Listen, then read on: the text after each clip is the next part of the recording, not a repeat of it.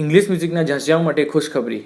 British band કોલ્ડપ્લે ઇન્ડિયામાં નવેમ્બરમાં perform કરવા આવી રહ્યું છે, જે જાણીને તેના ફેન્સમાં ભારે ઉત્તેજના ફેલાઈ છે. જો કે મારી ઉત્તેજના તો કોલ્ડપ્લેમાં જ ફેલાઈ છે, પણ એ વાત જવા દઈએ આપણે. અને આ ઘટનાની વિસ્તૃત માહિતી માટે આપણે જઈએ આપણા પોતાના ડાયાભાઈ પાસે. ડાયા, hello Daya.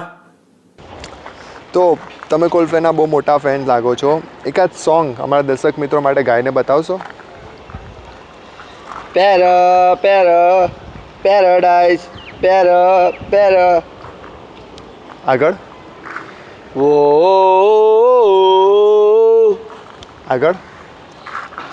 I'm actually so much into music and instrumental rather than vocal. તો બીજી તરફ આપણી સાથે એવા અવળચંડા લોકો ઉપસ્થિત છે કે જે લોકોએ જે મુંબઈમાં હાર્ડવેલનો કોન્સર્ટ યોજાયો હતો તે વખતે સ્ટેજ પર ચડીને હાર્ડવેલની બોચીમાંથી પકડીને એ લોકો પાસે પેલું પંજાબી ગીત વગાડાયું હતું.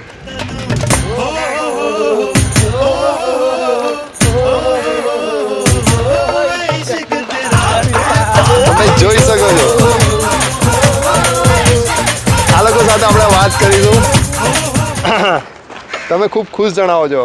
બસ એ દિવસ હતો અને એક આજનો દિવસ છે. આજે અમે બહુ ખુશ છીએ. હા, એટલે કારણ કહેશો જી? આ કોલ્ડપ્લે છે તે અમારો ભાઈ છે, એનામાં લગ્ન થવાના છે. એ આ દાઢીને કારણે એ કાળા દેખાય છે, પણ છે બહુ ગોરા. હા, તો કાં હતા આપણે? હા, એમના લગ્ન છે. તો કોલ્ડપ્લે જે છે તે એમના વરઘોડામાં ગીત વગાડવાનો છે. છોટે છોટે ભાઈઓ કે બડે ભૈયા આજ બનેંગે કિસી કે સૈયા.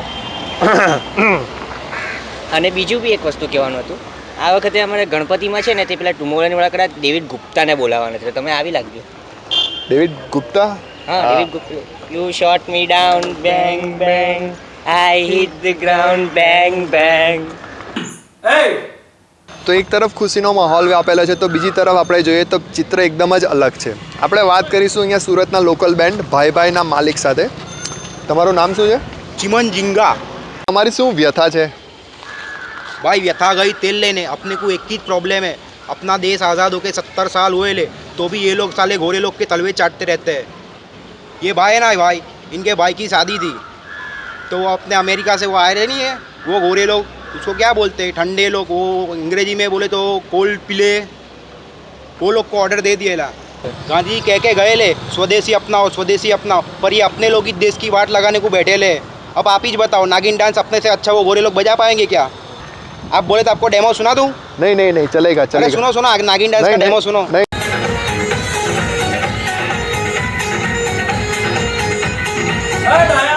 હું કરતો છે કાં છે આપણે ખબર છે તને? તો તાળલાઓથી ભરેલા આકાશથી નીચે જ્યાં હું ઊભો છું ત્યાં એક વૈજ્ઞાનિક પોતાના ઘડિયાળોની મદદથી અવાજની ગતિ માપવા જાય છે. અને બસ એ જ સમયે સૃષ્ટિના રચયાતા એના મોઢા પર એક સ્માઇલ મૂકી જાય છે. અને ત્યારે આકાશમાંથી ટીપ ટીપ ટીપ ટીપ કરતું પાણીની બૂંદો વહે છે, જે ધોધ સ્વરૂપે વહેવા માંડે છે. અને તે સમયે રચાય છે સપ્તાહાંતનું ભજન. અલા હું લવારી કરી બે કહો અને કોઈ